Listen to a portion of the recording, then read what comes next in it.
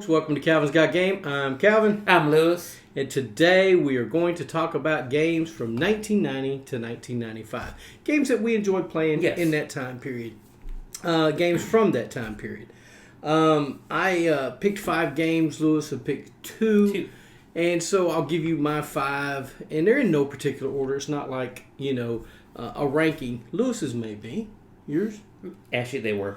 Okay, and that's fine. I will have one that's probably the most fun that I had with. So I will probably put that up there as my number 1. I probably won't label mine. But anyway, we're going to have 7 games from 1990 to 1995.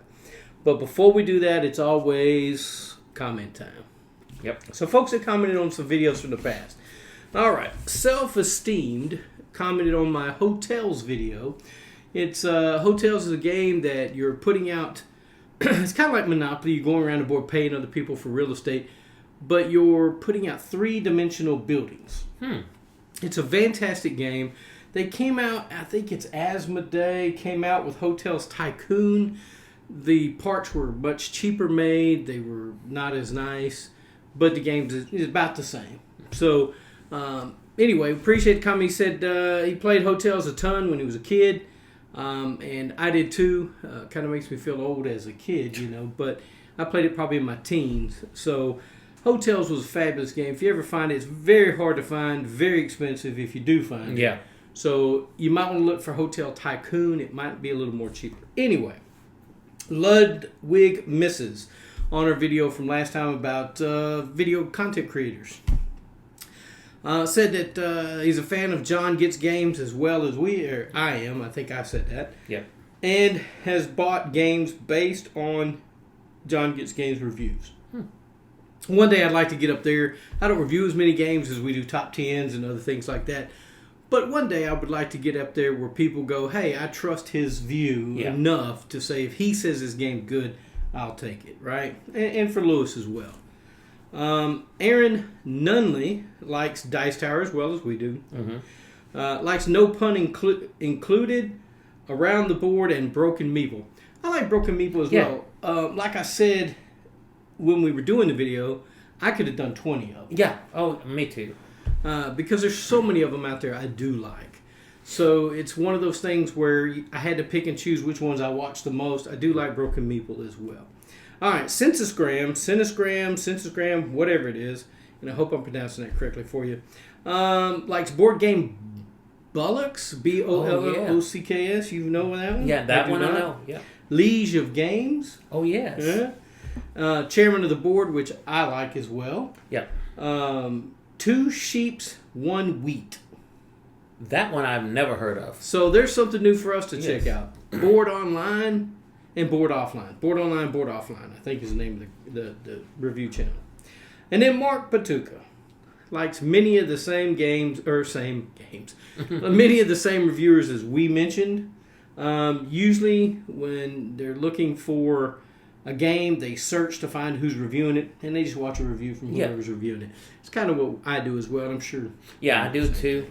So, guys, we appreciate the comments, and like I said, we'll read these comments when you guys comment, even if sometimes if they're negative. I mean, we'll read those too, and that's fine. Everybody has their own opinion, right? Yeah, and so we got to show both sides. That's right. Show both sides. I want to be, if nothing else, I want to be somebody who you can say, well, he tells it like it is, whether it's good or bad. Yeah, and so that's what I want to do.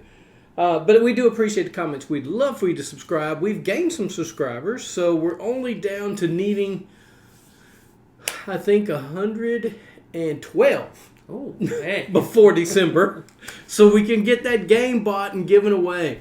I will buy a 2024 game and give it away. I'll try to buy something affordable because I'm coming out of my pocket. So we'll do that. We'll give it away. What else?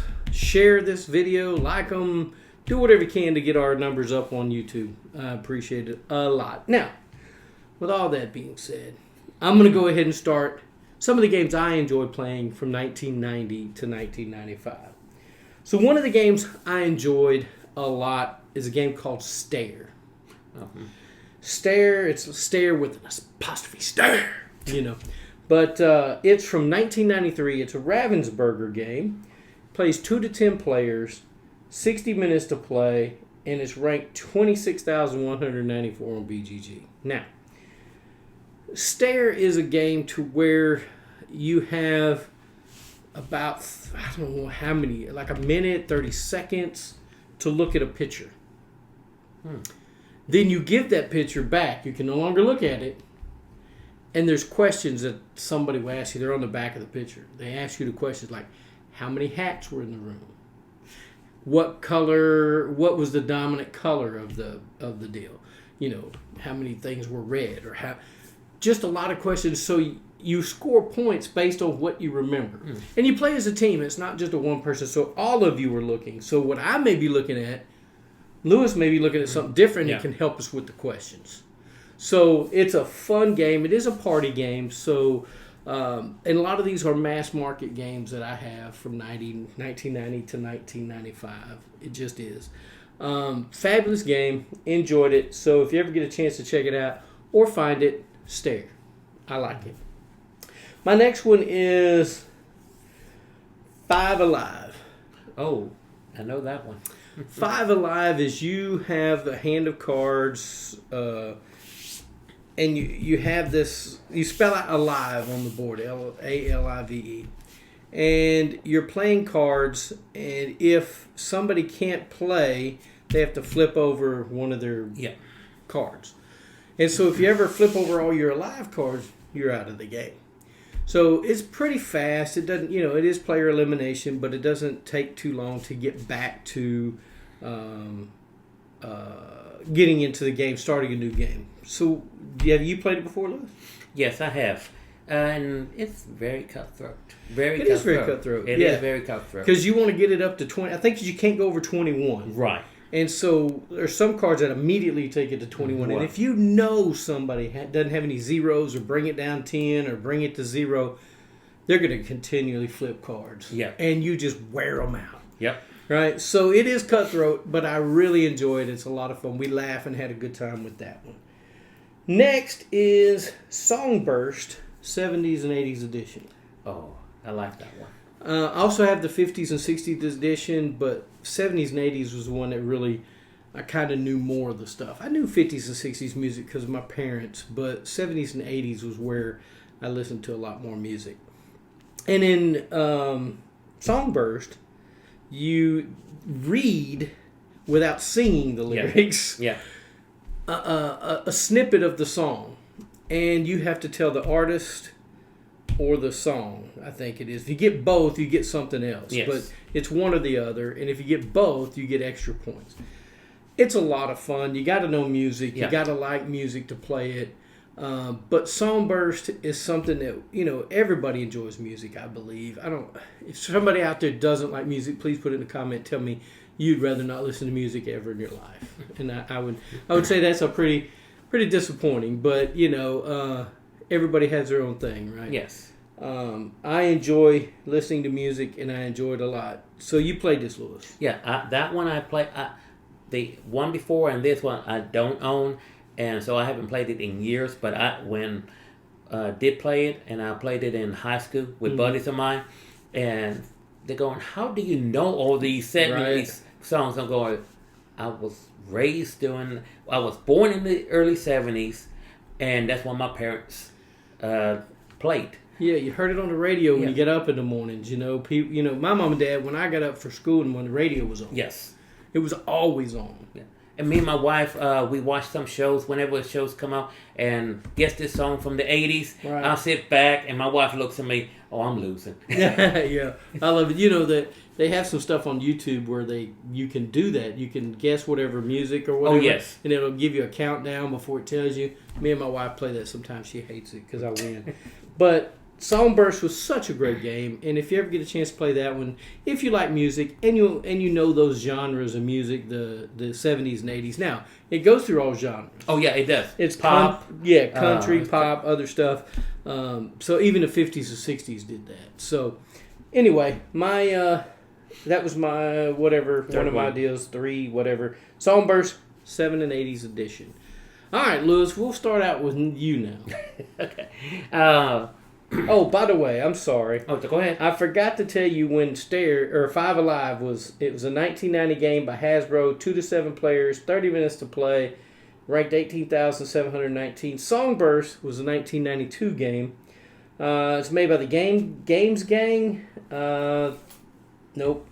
Is that right? Yes. 3 players. It says it's only 3 players, which I don't think so. Because No. we've played it with 4 and 5 before. Yes. But anyway, takes about 30 minutes to play, 20,225. Sorry, guys, I didn't read that out. All right, Lewis. From my 2, not 3, Just but 2. do the one first, and then I'll cut back to mine. We'll Okay. go back and forth. Okay, 1990 to 1995. My 2 games are, the first one, X-Men Under Siege. If y'all seen our videos, our top 10, it was mentioned on there. X-Men's Under Siege is a 1994 game. Pressman Toy Corp is the publisher, 2 to 4 players, 120 minutes to play. Roughly, that's correct. Mm-hmm. You basically are in the X-Men's mansion, and it's getting invaded by the evil mutants. You have certain floors you have to go through and clear them out. As you move your X-Men characters, and you get to pick 2 at the beginning of the game. However, as you go through the game, you might get lucky and pick a 3rd one. And as you go through, there are going to be some rooms that nothing happens. You get the token, you get 1 victory point. You get a mutant token, though. You flip it over, and evil mutant, you have to defeat that evil mutant. If you defeat that evil mutant, you get another token. Mm-hmm. So there's many ways to earn points here. And of course, most points wins the game. If you are the one that cleared a whole room the most, you get points there. It is a very uneasy game. It's a little stressful because you're rolling dice. And if anytime all your X-Men are eliminated, you are out of the game. Mm-hmm. Mm-hmm. Now, has that happened? Yes.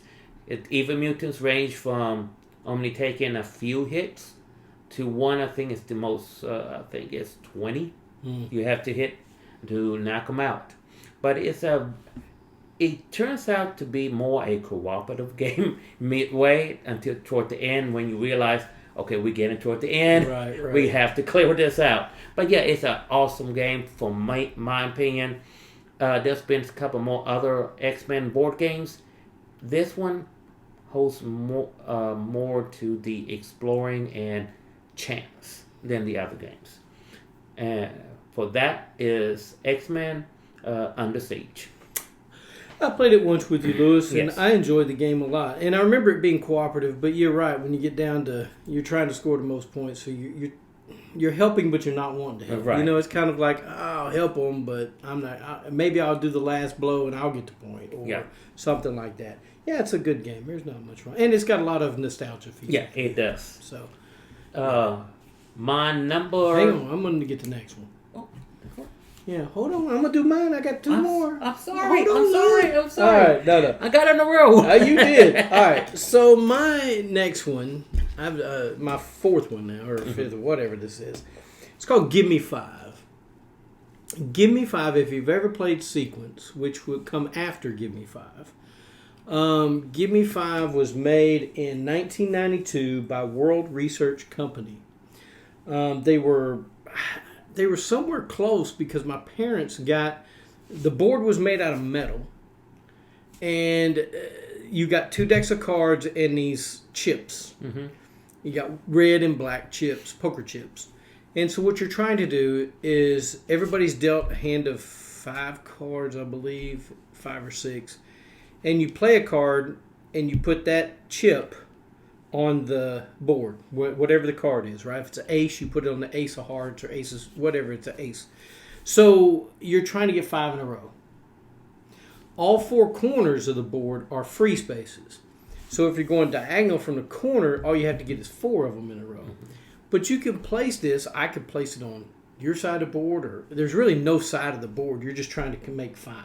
So I could place it over there where you've got maybe a 5 row going, and I can place it right in the middle of whatever card it would be to do that. And once you get 5 in a row, you turn them over. So you have to put something on the back of the poker chips to show that you've completed a deal. I think they put those little circles that you used to put on paper in notebooks, you know, that would hold them together. They put those on the back of it so that you could tell. But this game is so much fun. I remember playing this growing up, and I have a copy of it myself. I should have got it out to show you the board, but it's such a cool deal. And Sequence is the same thing. Okay. Sequence is the same game. It's just more mass produced. But Give Me 5 was so fun, and it has special rules for a one-eyed jack and a two-eyed jack. How many of you knew there was a one-eyed jack, two-eyed jack? I did. Yeah, well, some people don't. Some people just say jack's a jack, you know. Mm-mm. So, but yeah, there's a one-eyed jack, and the two-eyed jack will let you take and put a chip anywhere. One-eyed jack lets you take one of theirs off the board. Ooh. So it's kind of fun to take that, and it's the first one to get 3 of the 5 in a row. But you can't use more than one chip that's already been used in another row. Okay. So it's a lot of fun. I enjoy it. We played it a lot as a family, and when friends would come over, you know, to the house, that'd be something that got broke out. So enjoy it. That's Give Me 5. Go ahead, Lucas. Okay. My second one, 13 Dead End Drive. If you like the game Clue, you will like this game. It's a 1993 game. Ideal Board Games is the publisher. 2 to 4 players, about 45 minutes to play. Like I said, if you like Clue, you will like this one. During the game, everybody picks a character. Your job is to leave the mansion before the detective figure out who kills the individual or the police show up. During the game, there's a portrait on top of the mantle over the fireplace. That's the individual that they believe it is going to be the culprit, the one that committed the murder. You're trying to get out of the mansion before the cops, like I said, cops show up. As you move through the mansion, there's traps. Now, you have ability to either trigger the trap or wait, and when somebody crosses over there, you can trigger the trap and keep them from leaving the mansion. Mm-hmm. Now, well, you're saying, well, we know who the killer is. Well, the portraits keep changing. Every so many rounds, the portrait changes. Mm-hmm. So you might be, okay, I'm fine. I'm going to be finding who is the killer. Then your picture shows up. Uh-oh. And you way over. You main goal was triggering all the traps. Then you realize, oh, I'm the killer. Mm-hmm. And you are way from the front door. Now you're in trouble. Yes. So it is a very take that kind of game. It is constantly changing the role. There's times dedicated role amount. So the turning of the portrait changes every game, every turn. Mm-hmm. Might be 2 turns, nothing happens. The third turn, it changes. Portrait changes. Yes, or every other turn, the portrait changes. So it's a game an unpredictable game that keeps you on your toes. And yes, it's another take that kind of game, which is ones I like. But it's also a fun game. Yeah. It is fun. And if I remember correctly, and I may not be remembering correctly, but you know who you are, but no one else knows who you are. Yes. And you can move anybody. Yeah. Oh, yes. Thank you. Yeah. You don't have to move yourself. You can move anybody. Yeah, I forgot about that. So to make it look like you're trying to make your way out, and somebody go, wait a minute, that must be him, the person that don't have that player. Right. And then so they try to set you up to the trap. Yes. So yeah. Yeah, I forgot about that. Yes. You only know who you are, but you don't know who everybody else is, and you get to move your player or somebody else's player. and that's going. Oh, how is this going to happen? There's a lot of these games in that era. Mousetrap, where Yes. you're trying to get people set up into the mousetrap to catch them. There was Which. Yes, which. 13 Dead End Drive, or 13 Dead End Drive. I think I have one that says 13 Dead End Drive. Yes. But anyway, either way. But yeah, these games were very popular back in the time. It's those that you get to trigger something to happen. And I really enjoyed Which back in the day. I wish I still had that game, but it'd be worth a lot of money. But it's was such a fun game, and so is 13 Dead End Drive. Lots of fun. Or 13 Dead End Drive. All right, my last one is called Beyond Balderdash. And it's from 1993. It's by Hasbro, 2 to 6 players, 45 minutes to play, and it's ranked 1,780. Now, in Beyond Balderdash, if you don't like to lie, or it's really not lying, you're making up definitions. Yes.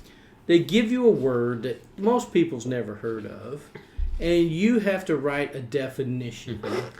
Once you write your definition, you pass it to the person that's holding the card that read the word. They read your definition and everybody else's definition along with, mixed in there somewhere, the real definition. Yep. And everybody has to vote. So whoever votes for yours, you get to move a spot. If they vote for the right one, I think they get to move 2 spots or something. But Beyond Balderdash is so much fun. It's a lot of laughs. It is. And I enjoy it. We played it a lot when I was younger, that and Pictionary back in the day, but I don't think Pictionary was made at that time. But anyway, Beyond Balderdash was fantastic. Actually, they did release a couple of them in different languages. So whenever I came over to my buddy's house that had it, he would put in, just for the giggles, I think one version was Spanish. He put in words in there, and and just to irritate everybody, I think they had Italian or French, and just to mess up. And we're going, what? That's crazy. All right, well, that's all I got, Lewis. I only have 2, which I thought it was only 2. Well, and that's my mistake there. We sometimes get our wires crossed. We talk to each other about twice a week, maybe once or twice, and we see each other maybe once a week. Yes. And so sometimes we get our wires crossed, and that's okay. Still made a pretty good video. I like it. Hope you guys do. Please hit that subscribe button, like button. Let us know what games you liked from 1990 to 1995. Mm-hmm. Was some of these games that were on our list something that you liked and played as well? Let us know in the comments and we'll read them out. Anything else you got before we go, Lewis? No, not really. I should put down my audible mention, but I can't even remember the name of it. All right. Well, hey, guys, like I tell you every time we end a video, spend time with your friends and your family and get a board game to the table. Thanks.